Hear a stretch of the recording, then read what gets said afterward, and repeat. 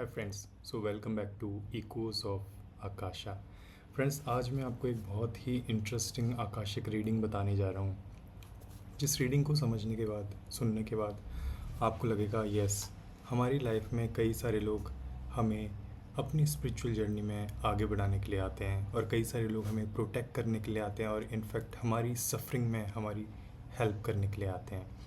ऐसे ही मैं आपको एक रिश्ता और एक ऐसा रिलेशन, एक ऐसा प्योर बॉन्ड के बारे में आज मैं डिस्कस करने वाला हूँ, जिसको सुन के शायद आपको थोड़ा इंस्पायरिंग भी लगे और आपको ये लगे कि आप भी किसी एक इम्पॉर्टेंट पर्पस के लिए इस अर्थ में आए हो।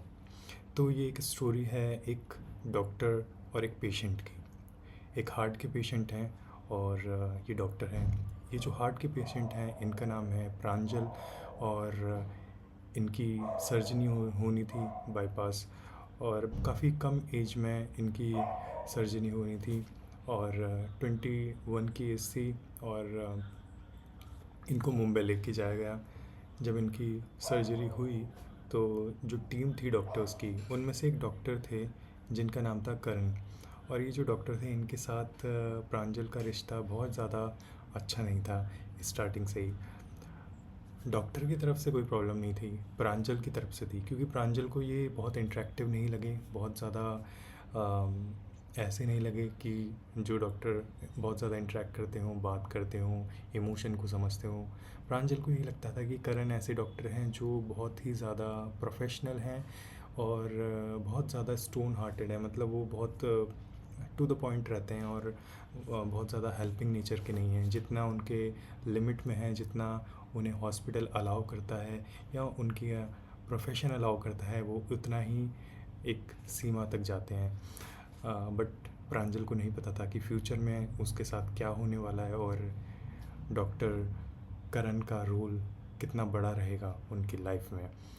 तो ऐसे ही आगे उनकी सर्जरी हुई, सक्सेसफुल रही, लेकिन उनके कुछ कॉम्प्लिकेशन थे जो कि उनकी लाइफ तक रहने वाले थे, जब तक उनकी लाइफ है, और बहुत ही सीवियर उनको एक ऑटो इम्यून डिजीज़ थी।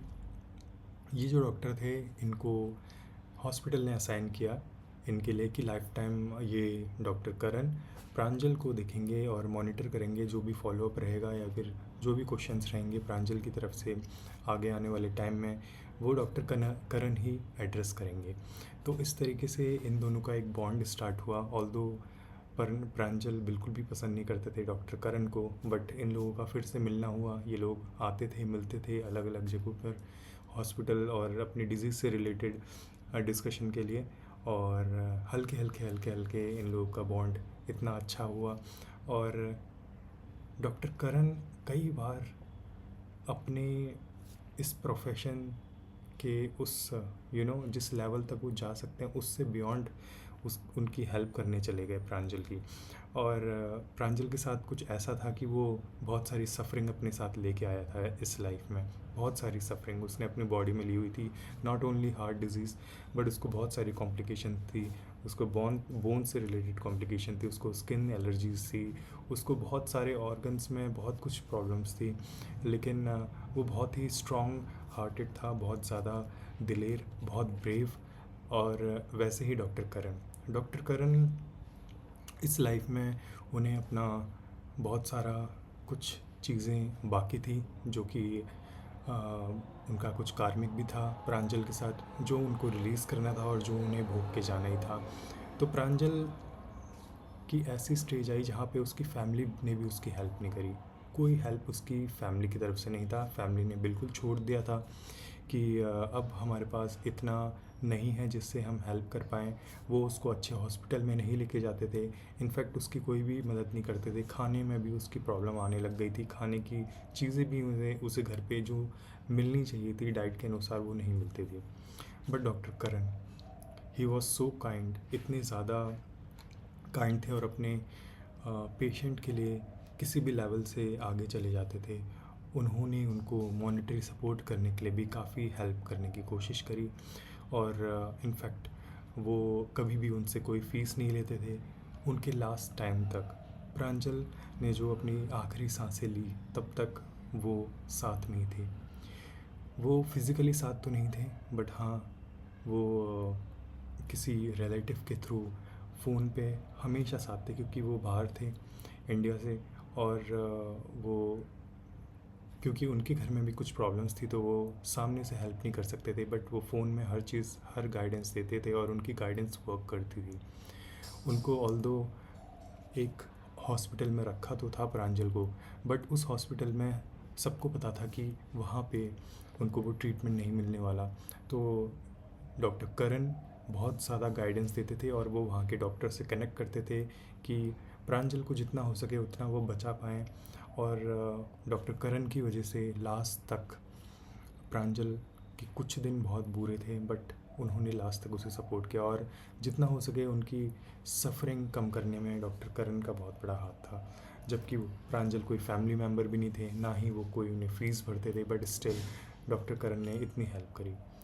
अब जब आकाशिक में पता लगा कि डॉक्टर करण इतना सब कुछ क्यों कर गए और ऐसे कैसे हो गया, और कैसे उनका ये पेशेंट तो बहुत सारे हैं, बट उन्होंने इनके लिए इतना कुछ क्यों किया, तो पता लगा कि इनका एक पास्ट लाइफ कनेक्शन था। ये दोनों एक दोस्त थे, पहले एक लाइफ में बहुत ही स्ट्रॉन्ग फ्रेंड्स थे, और इनके साथ ऐसा कुछ हुआ था जिसकी वजह से इनको फिर आना पड़ा। दोनों में इतनी गहरी दोस्ती थी, लेकिन उनके कुछ डिज़ायर के कारण, डॉक्टर करण के कुछ ऐसे डिज़ायर्स थे, कुछ ऐसी चीज़ें आ गई थी उनके दोस्ती के बीच में जिसकी वजह से उनकी दोस्ती टूटी। कुछ उन्होंने अनकॉन्शियसली, अनजाने में कुछ गलत कर दिया था, जिसके कारण उनकी और प्रांजल की दोस्ती टूट गई थी इस लाइफ में, जिसकी वजह से उन्हें ये अपना कार्मिक, जो भी उनके फिर से जो पैटर्न चल रहे थे, इनको ब्रेक करना था। और वो इस लाइफ में चूज़ करके क्या है कि उन्हें प्रायश्चित करना है, उन्हें हेल्प करना है प्रांजल को। तो मैं आपको यही बताना चाहता हूँ कि हम हर बार किसी न किसी के साथ आते हैं, या फिर हम क्लोज़ सर्किल में आते हैं, हम ये सब चूज़ करके आते हैं। जिन लोगों से हम बात करते हैं, जो लोग हमारे पास आते हैं, हम जिनके पास जाते हैं, ये सब हमने ही रचा हुआ है, ये सब हमने ही चूज़ किया हुआ है, क्योंकि हमने कहीं ना कहीं कार्मिक, हमारा इनके साथ कुछ ना कुछ लिंक है जो हमें काटना है, जो हमें रिलीज़ करना है। तो इस तरीके से हम लाइफ में मिलते हैं। और ये थी स्टोरी डॉक्टर करण और प्रांजल की।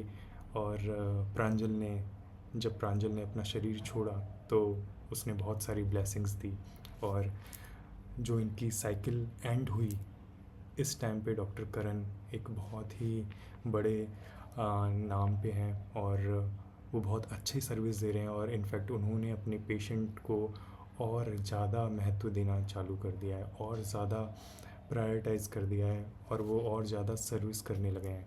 वो पहले भी बहुत सर्व किया करते थे, बट वो अब और ज़्यादा करने लगे हैं। तो इस तरीके से काफ़ी चीज़ें चेंज होती हैं हमारी लाइफ में, और आकाशिक लाइब्रेरी हमें हेल्प करती है जानने में कि हमारी जो क्लोज सर्किल हैं वो किस मोटिव से हमारी लाइफ में आए हैं। क्या वो हमें आगे बढ़ाने के लिए आए हैं, क्या वो हमें नीचे गिराने के लिए आए हैं, या फिर हमारा साथ देने के लिए आए हैं। तो ये सब चीज़ें हमें अपनी आकाशिक लाइब्रेरी में पता लग जाती हैं। Stay tuned.